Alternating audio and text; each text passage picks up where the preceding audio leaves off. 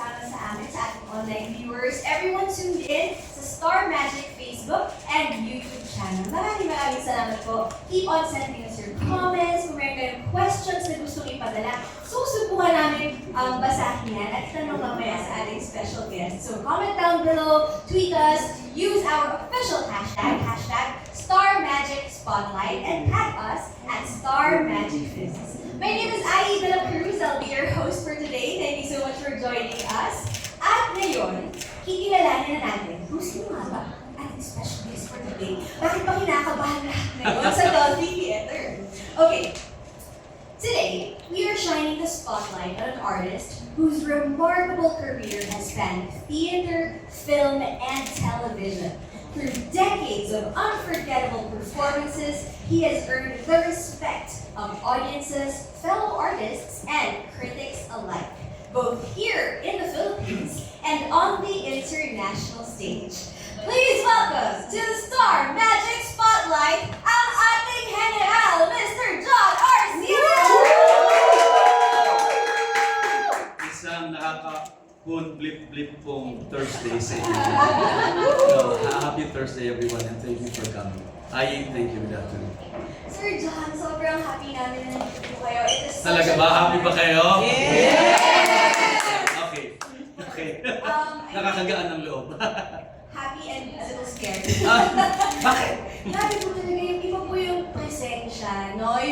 Yung vibe ng isang John Arcila. Parang alam mong may great. You're in the midst of greatness. In the presence of greatness. Sir John, how are you? I'm good. I'm a little tired. I just came from my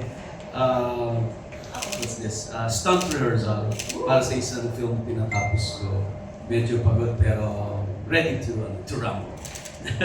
So, you still do your own stunts? Is this like a conscious decision on your part? Talagang gusto nyo kayo pa rin gumagawa ng stunts? Hindi naman siya stunt na masyadong mahirap. So, easy stunts. So, okay lang. Pag talagang matindi na, may double na yan. Pero grabe po, sobrang feeling namin na kasama kaming legend ngayon. Thank you so much for giving us some of your time, Sir John. But definitely, I had 3 films done. Itong malapit na matapos itong isa. And then may patapos ng teleserye. So, medyo ganun ka-busy. 3 yung pelikulang tinapos ko. At mamaya, iisa-isahin po natin yung mga dapat nating abangan kay Sir John. But right now, let's talk about you being a Star Magic artist. Oh, yeah. So, Sir John, since you entered the Star Magic family as a kapamilya, ano po yung masasabi niyo sa mga naging projects mo with the Kapamilya Network? Well, paano kasi ako naging Star Magic, pinakabata ng Star Magic Network? Yes! Halos lahat ng projects ko naman talaga puro sa ABS. And I must say na lahat naman ng proyekto ko, I don't want to be biased, pero ang gaganda kasi ng mga projects talaga sa ABS kahit hindi pa ako part ng Star Magic. And what happened was during the pandemic, medyo nagkaroon ako ng konting parang insecurity na baka, wait, hanggang kailan ito? So matagal na kaming merong konting ligawan ng Star Magic. I-handle nila ako pero nag-hesitate ako kasi I've done a lot of projects na like General Luna na ako lang naman mag-isa. So natatakot ako sa idea na a group or an organization is going to handle my decisions. So nagdalawang isip ko until nung pandemic. Sabi ko, hanggang kailan ng pandemic at hanggang kailangan ko ng isang home studio. So and then I said yes na to Lauren na sige, okay na ako. Then I started actually in the middle of ang Provinciano. And ang mas easy ngayon is yung mga schedules. So pag meron akong mga gustong projects, sasabihin ko is na sila na mismo yung mag-approach sa production na kung pwede akong sumali or kung meron naman mga invitations sa akin na medyo nag-think twice ako. So mas madaling sabihin na kausapin mo na rin. So it's parang more convenient on the management matter. Meron ang middleman. Although I think parang hindi nyo naman din po hindi rin po, parang mas mahihirapan actually yung malapit sa inyo. Matatakot po kapag may ayaw kayo. Hindi nga, nakakatakot ba? Or we're just creating this kind of energy? Nakakatakot pa si Sir John Arcia. Hindi ko naman. Grabe naman kayo. So ako lang, din tumatakbo talaga sa akin. Ah. Ang inyong performance, General Luna. And I think sa lahat sa atin, no, tumatak talaga. And this was over a decade ago. Since you have mentioned... 2015, yes. Yes, 10 years. Yeah, wow. Since you have mentioned General Luna na rin po kanina, let's talk about that. Yes, how was that role for you in terms of your career, maybe in your everyday life, in how people approach you? Major. After General Luna,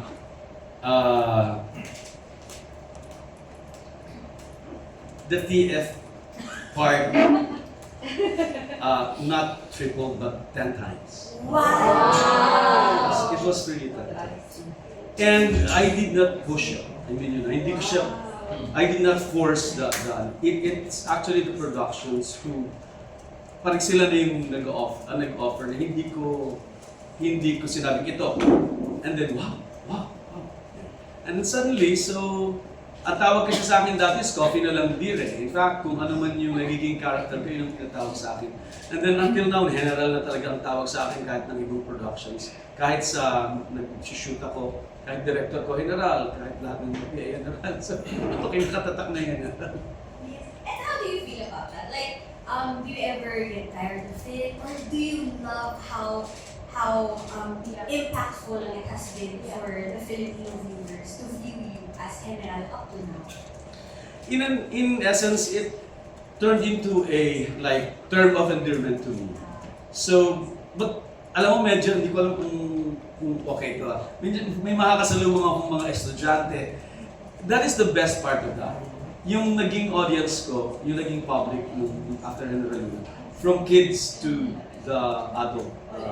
So sasabihin sa akin minsan may mga college students, may mga high school students, Sir John, murahin mo naman ako, murahin mo.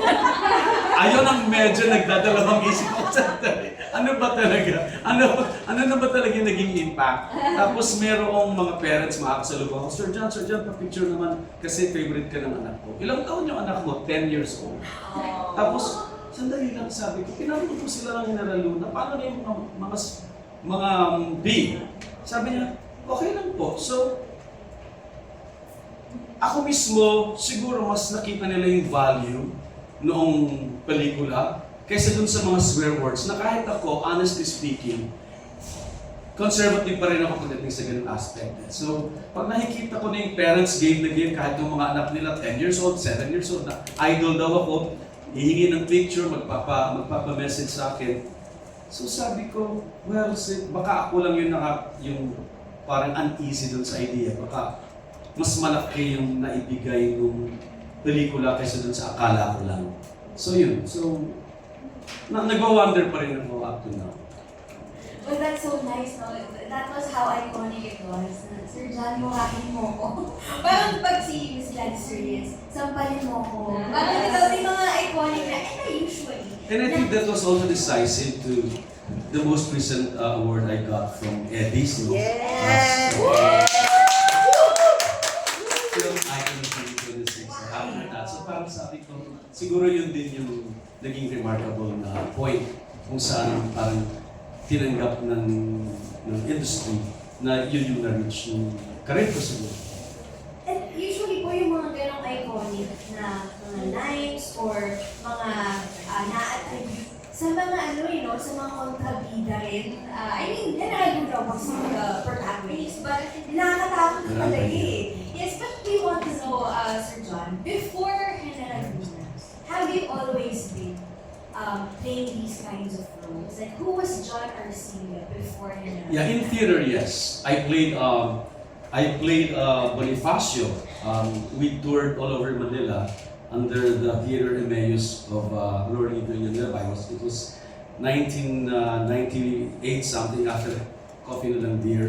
And then I played Jose Rizal in the trilogy of Ryan Kevia for musical productions in Tangalan, Pilipino. I played Jose Rizal, I played Simon, Crisostomo Ibarra with Virgin Velasquez and Monique Wilson. They were my Maria Claras. And then, I played Jose Rizal doon sa mismong ilustrado ni Ryan Kevia. And so imagine mo, in Bayani sa ABS-CBN, nag-play ako ng Marcelo del Pilar, nag-play ako ng Lapu-Lapu. So, I've been doing iconic characters ever since. Yeah, historical figures. So, kaya somehow nung mapunta sa akin yung General Luna, meron na akong prior na experience doon sa character because when I did Pule, sa Sipule, Apolinary Mabini, there was this part of the play that I was able to encounter the character of General Luna. So somehow, and when I was in high school, college kasi, talagang paborito ko na ang history. So,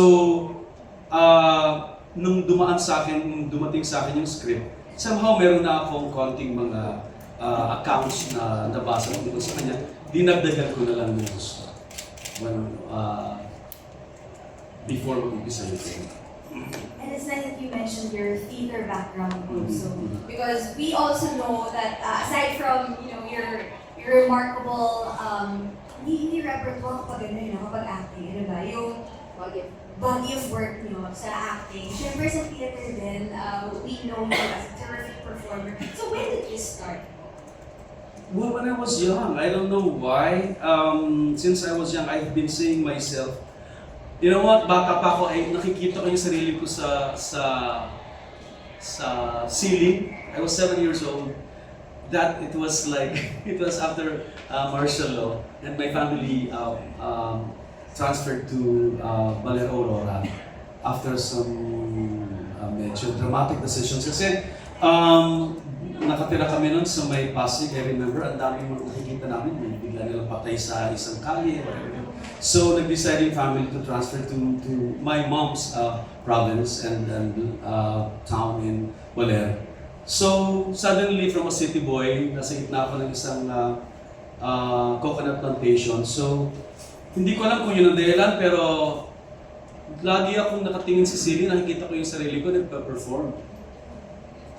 But on stage, hindi sa film. Yes. So pag bata pa lang ako, binibigyan ako ng sister ko ng yung walang sugat na sarsuela, ni Severino Reyes. I was 9 years old, binigyan ako ng isang book, hardbound na book na very colorful. And then, sobrang na-amaze ako sa story, and I was trying to ask my sister kung pwede kong ibahin yung ending kasi ayaw ko yung ending eh. Alam mo yung mga ganun na ako ka-passionate dun sa mga ganun. And then, I was 13, during my childhood days, I've been, joining mga amateur contest. Lagi naman ako nagka-first. But anyway, until nung 13 years old na ako, na nag-change na yung voice ko, when I was already in my adolescent years, nag-start na mag-crack yung voice ko. Doon nag-change na sa isang amateur contest, I had to sing 5 songs in a row kasi parang yung deliberation doon na rin eh. So yung 5th song ko, doon ako nag-crack ang voice, and it traumatized me a lot. So I stopped singing for several, I think 13 years, and then doon ako nag-transfer to acting. Nung di na ako makakanta, I need to express myself. Siguro I need to express my art. Quote-unquote, doon ako nag-start na mag-declare, mag-orator na kasi natatakot na akong kumanta. But in hindsight, yung pag-crack ng voice nyo is a blessing in disguise. Because, we wouldn't know you as General Luna and in your many other roles if hindi kayo nag-transition to acting. It was during the audition in Tanghalang Pilipino under Norman Padilla when I insisted that if I can sing during the audition. Napatulala sa akin si Nolan kasi it was an actor's company audition and yet nag-insist akong kumanta. But hindi nila alam na ako, I was trying to cure myself, I was trying to heal myself with that trauma. Na gusto kong kumanta in front of people again. So, sabi sa akin nun, okay, go ahead. So, kumanta ka ng isang composition ko. And then from then on, nagkaroon na ng projects for Actors Company ng mga musical. So doon ako unang kinuha ni Chino Toledo para dun sa Sarsuelang Walang Sugat. And that Walang Sugat was the book gifted to me by my sister when I was 9 years old. And for the first time, I was able to play Tenyong na nabasa ko lang nung bata pa ako. And then I did the Sarsuela. And actually, natitext ako habang ako'y kumakanta. And that was actually when I began to bury my fear through singing and the character of the particular the character that I'm doing. So nag-marry yung fear ko at saka yung character na ginagawa ko. And then I was able to sing the song with a character na hindi nila alam ay hinihil ko yung sarili ko. So hanggang sa slowly naiwan na yung trauma and naging singing acting siya. Have you faced your fear? Yes, I have to. Sa entablado pa, di ba? Kasi sabi ko, namimiss ko, normal sa akin na kumakanta ng bata pa ako, bakit napapagtakot na ako, what happened to me? So, ipinasok ko yon doon sa role ko, sa character ko, na naging effective naman. And now you're back. I doing think, your yes. first love, which is singing. Oo, with kasi, a new song. oh, and with an parang preparation for an album. Wow! But when it was in 1990, muntik na akong pumirma ng contract sa Viva Records. Kaya lang, I was really very passionate doing musical plays then. So wala akong time mag-rest ng voice para sa recording. So hindi ko na-fulfill yung contract or na-sign yung contract. But that was 1990, I was like 20s then, 19. Pero yun, so mas nag-concentrate ako dun sa pag-perform sa musicals kaysa mag-record. Kasi kailangan mong i-rest ng voice mo mag-record. And now, you're back to your first love and ito na po, parang you're proof na it's never too late. Diba? It's never too late. Kung dati na udlot, when you were 19, you're 19 or in your 20s, and now, I'm in my 30s. yes, now in your 30s. Yeah, 10 years after, now, meron na akong album. Sir John, can you tell us about this new song that you have? Well, ang dami kasing nangyayari sa country natin, as you're aware of that. And then, I heard J.K. Labajo sing this nakaka-something. Ere. So, na-struck ako, sabi ko, pwede na pala sabi ko ni mainstream yung Kasi sa American culture, yung kanilang mga songs na may mga FF, ginagawa nila. Pero sa atin, conservative tayo, biglang suddenly, kinakanta na yung salitang siya, PI. So, na-struck akong konti. And then, okay na. Ginawa ko 2 years ago, ginawa ko yung Pamilya Sagrado. Ang kumanta ng theme song was Regine Velasquez. Isa sa part ng song is, walang hiya talagang sinabi mo, mahal mo ako. Sabi ko, si Diva, King yung kanyang di ba? Yung image. And then, walang hiya, sabi naman sa kanyang mismo lyrics. Sabi ko, hindi na, sabi ko, ready na yata talaga ang tao. So, tinawagan ko manager ko si Lauren. Direct, sabi ko, alam mo, sabi ko, nangihinayang ako sa pagkakataon na yung punyeta, maligaw ako sa buong Pilipinas. Baka it's time for me to sing a song with that. Sabi ko sa kanya, ikaw, sige, sabi niya. Sulat ko. Sinulat ko. That was last year, 2025, around March. Sabi ko, direct, ito, yung kanta. Wow, sige, ganda, sabi niya. Ipakita mo kay Jonathan Manalo. Nagustuhan ni Jonathan, nilagyan niya kagad. After a year, bago pa nilagyan ng lead ng melody, nung marinig ko, blues. Hindi ako mahilig sa blues at saka hindi ako makanta ng blues, pero ang ganda! Sabi ko, i-challenge ko yung sarili ko, kakantahin ko to. So, yun. Na-produce na. Sana narinig niyo na. So, this was Narinig niyo na ba? planned. Nasa sa YouTube. Parang gusto ko po nila marinig ulit ngayon, Sir John. Pwede po ba maka-request? Gusto niyo ba nung may minus ulit? Paano tayo? Anyway, since yung salita kasi na yun, the first na yun, medyo hindi siya pang mainstream, so gumagawa kami ng clean version. So, parang sa halip na yun, parang anak ng pusa, or, pangit mapakinggan, or, an awat na. So parang, namamalat ako ano ba yan, awat na? Parang ganun. Sabi mo, iniibig mo siya, inilaban kita, pero pinili mo ay siya. Ako'y nagpaubaya at nakuha mo siya, pero ngayon may iba pa siya, ang loko, sinayang ka lang niya, ikaw namang martir, bulag pa rin umasa. Ano ba yan? Awat na. Ano ganun? Malap-malapan na tayo. So, you sounded great. Oh, thank Very you. much for those few lines. So, again, it's out now. Pakinggan po natin, share po natin. Nasa YouTube na siya. Okay. So, aside from this, you mentioned nga po na... At saka po, sa lahat pala ng streaming ng music, meron tayong sa Spotify, sa Apple, marinig nyo. Ang title is, ano ba yan? The iconic General Luna line. Yeah, so ayun, actually, it's more on commentary about what's going on in our society. Pero, para sa lahat, kasi minention ko doon lahat ng klase ng tao.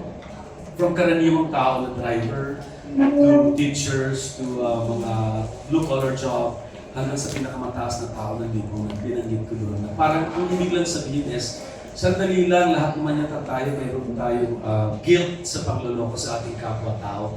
Baka kaya natin napapayagan na lokohin tayo ng malalaking tao is tayo rin ay may kanya-kanyang guilt at kanya-kanyang kalokohan sa buhay. Kaya hindi natin sila mapuna-puna. So it is time for us to introspect and discern ano yung dapat nating baguhin bilang isang tao at bilang isang bansa kesa ka man nakapwesto doon sa spectrum na yan. So, yung kung ano man ang nangyayari sa atin, hindi isa lang ang may kasalanan o dalawa o tatlo. Tayong lahat, inaalaw natin mangyari o tayong lahat, may kanya-kanya tayong dapat ayusin sa sarili natin, sa puso natin at sa ating isip para ma-realize natin yung isang klase ng society na gusto natin mangyari. So that is actually the meaning of this. Beautiful think piece. Mapapaisip ka talaga, no? Oo nga, no? Baka sa akin magsisimula, kaya hinahayaan ko kasi may nagawa rin ako medyo gano'n. Ang ganda po. Yes. So, you mentioned nga po na may mga sarili kayong compositions even before pa. So, are you writing more songs right now? May sinulat akong isang song ulit na pinabasa ko kay Jonathan. Gusto niya ulit. So sana magawa namin before the end of the year. And then yung binabangko na namin yung album. Ang lalaman ng album actually lahat ng mga songs or mga theme songs ng teleserye na ginawa ko. So from The Alibi, Dirty Linen, if you're aware, of course, Dirty Linen and Pamilya Sagrado. So lahat ng mga theme songs na ginawa ko where I was a part of the major cast. So yun ang lalaman. At saka isang musical play from Ryan Kevia, yung Palang na Pag-ibig. Kaduwan ko si Regine Velasquez. And I think nag-guest na siya, Regine. Nag-guest na ata siya to do it. Kasi hindi naman namin kailangan masama sa isang booth para i-record it when hindi siya may sarili time. And if she already said yes, thank you so much. Kasi naging Maria Clara ko rin naman siya talaga in the 90s sa musical na noon na tangere of Ryan Kevia. Okay, so may abangan yung tayong John Arcelia and Regine Velasquez collaboration. Well, kinompromise ka siya. Wala na po choice, Mr. Gene. But aside from Mr. Gene, okay, who else would you like to collaborate with or work on sa music? Well, since noon meron kami balak na parang isang mini show na ang magiging guest ko, lahat ng mga totoong kumanta ng mga theme song. Like halimbawa, si wife ko kasi si Shasha Tabilia sa The Alibay, right? So since kakantahin ko yung theme song ng The Alibay, gusto ko sanang kaduet siya doon sa mismong live performance. Hindi dun sa recording. Tapos, since ang kumanta ng theme song ng Provinciano si Gary V, so gusto ko rin sana siya na maka-collab sa doon mismo sa live performance. So, are we looking forward to like a concert, a showcase? Something like that. We're planning to do that. Yes, we're planning to do that. Oh, So, exciting. yeah, sana may maging interested na manood aside from my following na sana magustuhan yung i-try kung ano yung klase ng mga songs na nagagawin ko. We will be there to support this music venture, yes. And of course, lalo na dun sa mga collaborations, exciting yan. So, abangan po natin yan. Yung ano ba yan, ay, ipakinggan niya sa Spotify, nasa YouTube eh.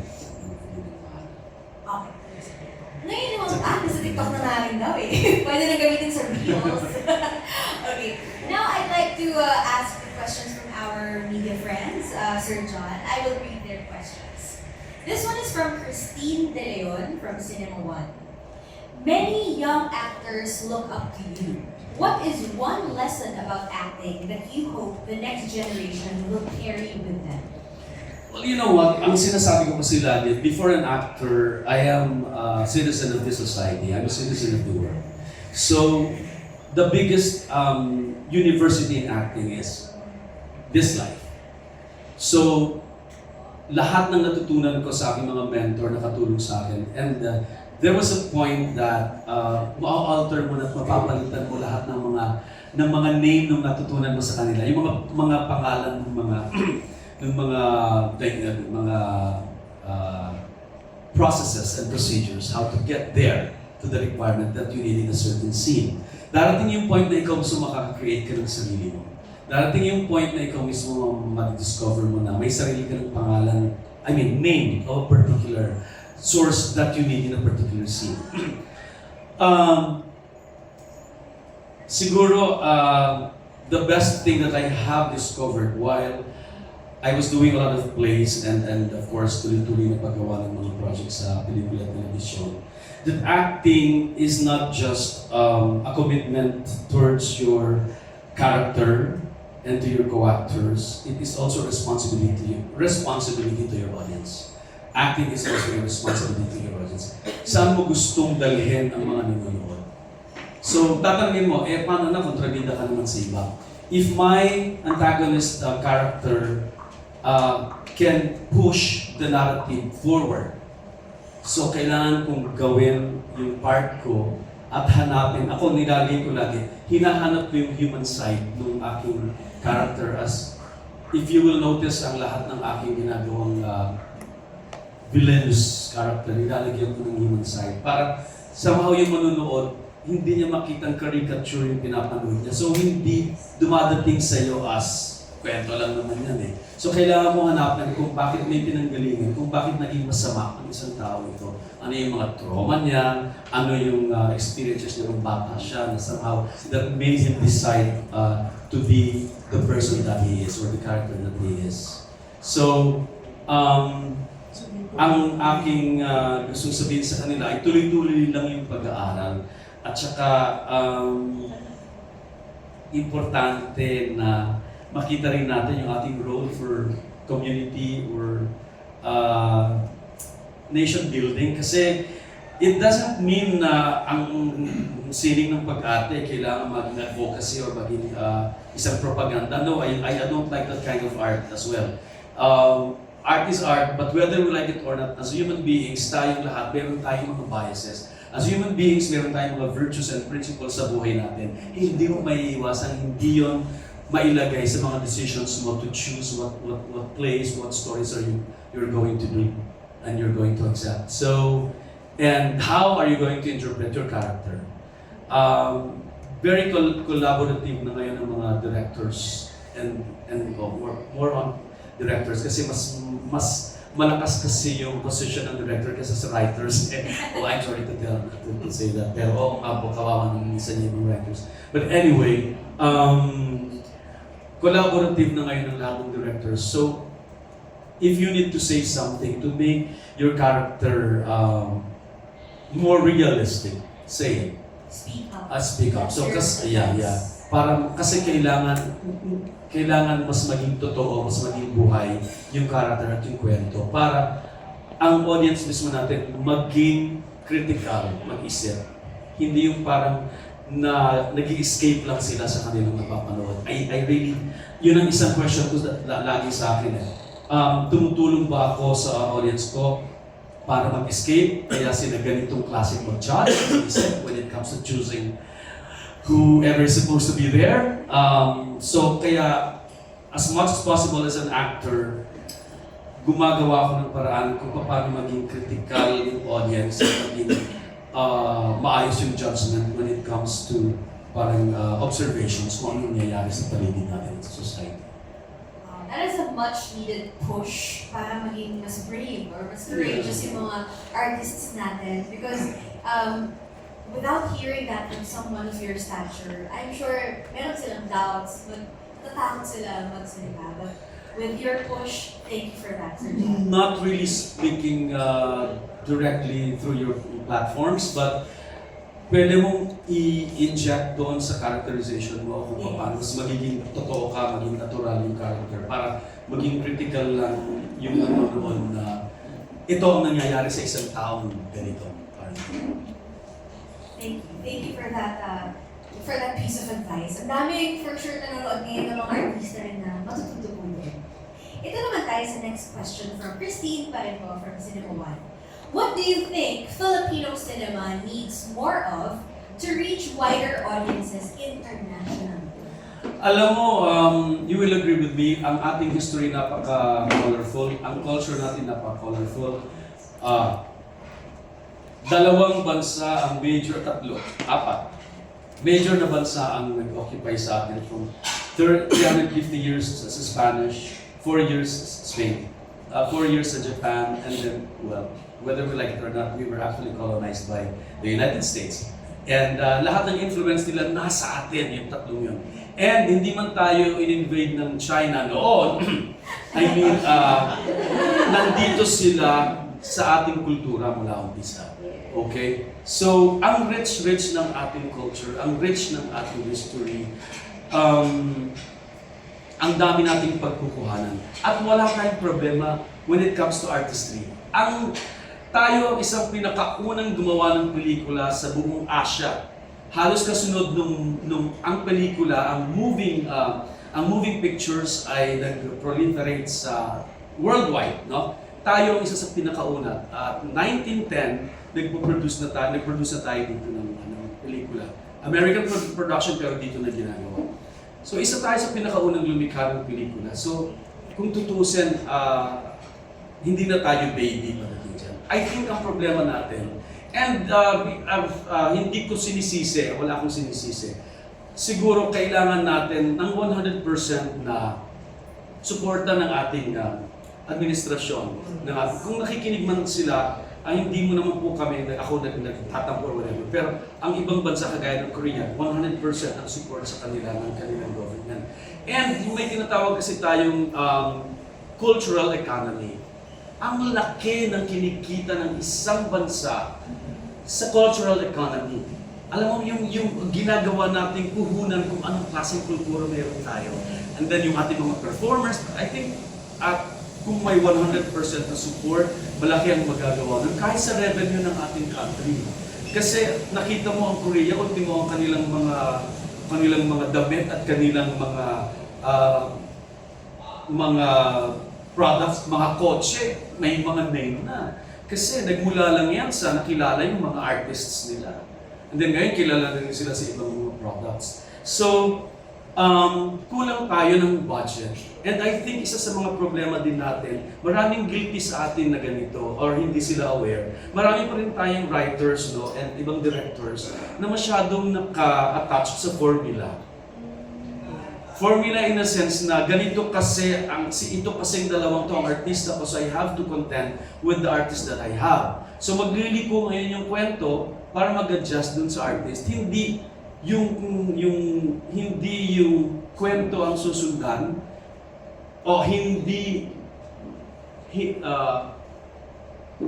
masusunod yung freedom ng writer para doon sa kung gusto niyang puntahan. Kasi may kailangang sundan na formula kasi ito ang gusto ni, or ito ang gusto ng masa, itong audience.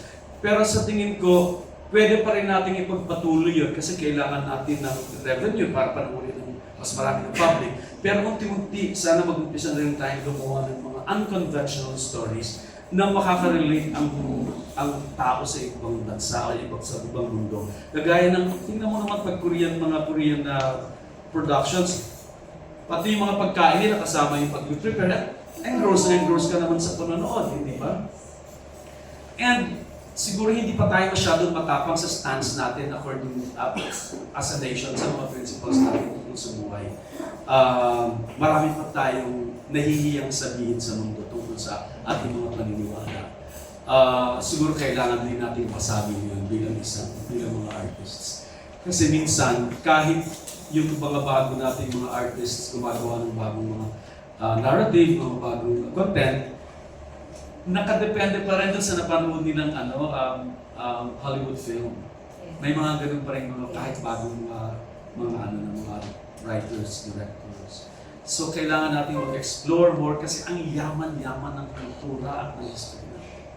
So we need more support, budget, pagiging unconventional, veering away from formula. So, yeah, meron ako dating nakausap na isang parang Korean. American siya na Pinoy, pero nakapag-work na siya ng maraming beses sa mga tao sa Korea. Gawa lang sila ng gawa ng pelikula ng walang katapusan. At support sa kanilang government. Hanggang sa mailagay nila lahat ng mapapanood dyan, lahat ng choices nandyan, hanggang sa mababreak nila yung wall ng Hollywood. At ngayon, sila na ang kumukuha ng mga guests from Hollywood para gumawa ng production sa kanilang podcast. nanalo lang po sila sa Parasite. Yes. Imagine mo yun, sila na yung mayroong capability na, gusto ko maging guest halimbawa si Nicole Kidman. Kunin natin si Nicole Kidman. May ganun na sila. May mga ganun na sila. Sa Squid Game, di ba? May Hollywood actors na sa Squid Game. May say as well. Kaya, i-manifest natin din sana mangyari sa Philippine cinema. Let's go! Alright, now let's go to our next question from Push ABS-CBN. Is there a role early in your career that you'd want to revisit now with what you know today? None. Kasi lahat ng aking mga character na ginagawa, that should be my favorite for that particular moment. Kung hindi ko siya magagawa. So, lahat ng ginawa ko, paborito ko, at contented na ako sa ginawa ko. Ayoko na silang balikan. I want to move on into another character and explore more. Mas ganun pa siguro yun. Now this next question, medyo nadaanan niyo na po kanina, but if you'd like to add more to it, please feel free to do so. What's your process for finding a character who's morally complicated or unlikable? Well, ang lagi kong kasing process is I have to look on our characteristics as human beings. And lahat tayo, meron tayong mga, well, we can call it bright side and dark side. We can call it positive and negative sides. And lahat tayo meron yan bilang isang tao. And our struggle is always how to be in our center para at least hindi tayo mapunta dito. Kasi kung nasa bright side ka lang naman lagi, parang santo ka na yata, hindi nangyayari ka. We keep on, lagi natin binabantay ang sarili natin para huwag mapunta dito. So, sa characterization is, I always have this three category that you have to consider in finding yours or finding the complications of a particular character. Yung psychological aspect, this is also the emotional. yung sociological aspect and yung physical. Yung physical kasi medyo hindi siya masyadong crucial kasi pwede siyang gawing prosthetics. No? Pero karaniwan kasi, bihira naman yung mga kwento na ang talagang dilema ng isang character ay yung physical. Mas konti yun. Emotional is, hanapin mo kung ano yung kasaysayan niya, kung bakit siya naging ganito, ano yung trauma niya nung bata siya, kung bakit siya naging ganito. Sociological is, ano yung position mo sa society mo? Are you, parang, do you belong to the poverty, the below the poverty line, or nasa middle class ka ba, or nasa elitist ka ba, or nasa middle elite. So, kailangan lang malinaw sa iyo. Kasi kahit pa paano, mag-change ang iyong nuances kung alam mo kung saan ka pwesto. But the most important thing is, malaman mo kung nasaan yung sentro niya. Kasi lahat naman ng klase ng tao, kahit siya nasa mayaman o mahirap, meron niyang sarili-sariling kanyang kabutihan at kanyang dark side. And you have to determine as an actor, kung nasaan side siya ng kanyang dark side at ng kanyang good side. Nakagraph yun eh. So, ita-thread mo ngayon yun dun sa kanyang social status. Ang daming layers. Yes. That's why my follow-up question, Sir John. I studied that, the characterization. Parang nga po nagkaroon na kami ng libre masterclass. But my follow-up is, since you studied so much and sobrang malalim mo, have you ever gotten lost in character or too attached to it na nahirapan na kayo mag-let go? Kasi ang lalim po nung pag-dive din mo. Hindi. Alam mo kung bakit? Lahat naman tayo may core as human beings, no?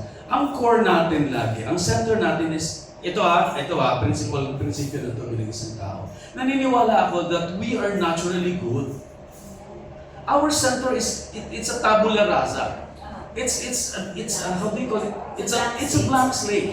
And blank slate means good. Wala pang action ng bad dito. So we are naturally good and kind human beings. Okay? Pero, yung pagpunta doon, choice natin yan eh. Di ba?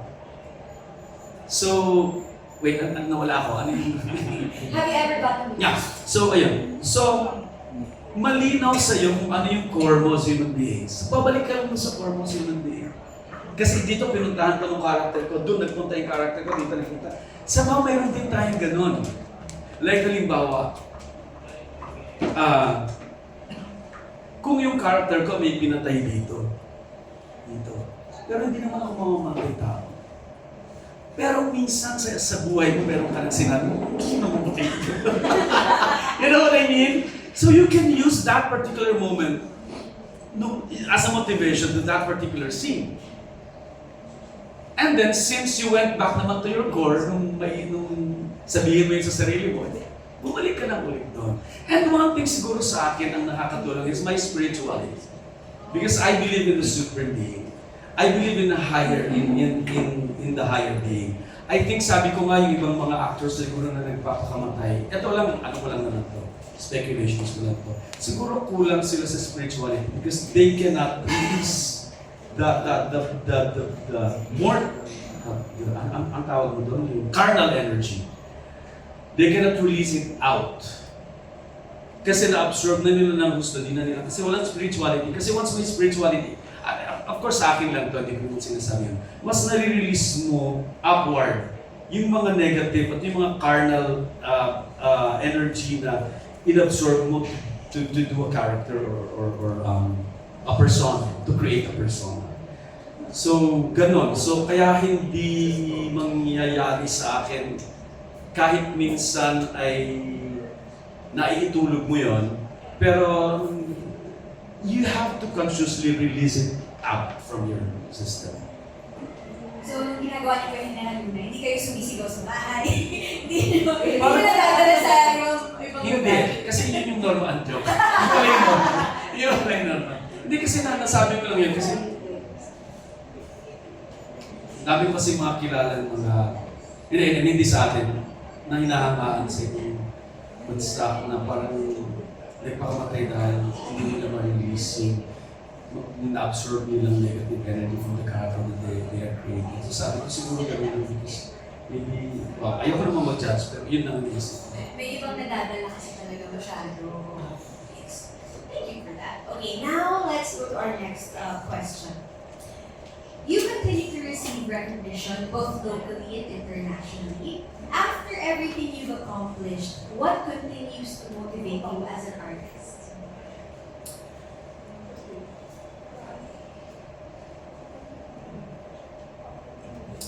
Ayaw po kasi mag-sound like meron akong how do we call it? Messianic complex. I don't want to sound like that. But siguro hanggang ang ating hanggang ang ating lipunan, no, ang ating mundo ay mayroon pang mga problema at suliranin na hindi naaayos natin bilang tao, bilang mamamayan. Ang dami pang kwentong dapat ikwento. Ang dami pang role na dapat gampanan para makakuha ng aral ng audience. So, hindi My source as an actor is this life. And hanggang may conflict na nangyayari, meron kang panggagalingan ng resources mo to impart some knowledge, to impart some principles or virtues, or to impart some lessons na somehow makakaliberate sa puso o isip ng ibang nanonood. Kasi yun nga sinasabi ko kanina, may responsibility tayo sa audience natin whether we like it or not. Acting for this, not just for self-fulfillment.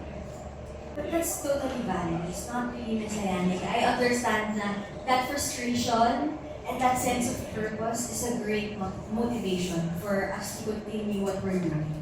Now, Sir John, before I ask you for your final message po sa lahat ng mga nanonood at sa lahat ng mga friends natin from the media, we actually prepared something very special for you. Yes, meron po kaming surprise na inyo po papanoorin. So, please watch and enjoy this. Every great actor has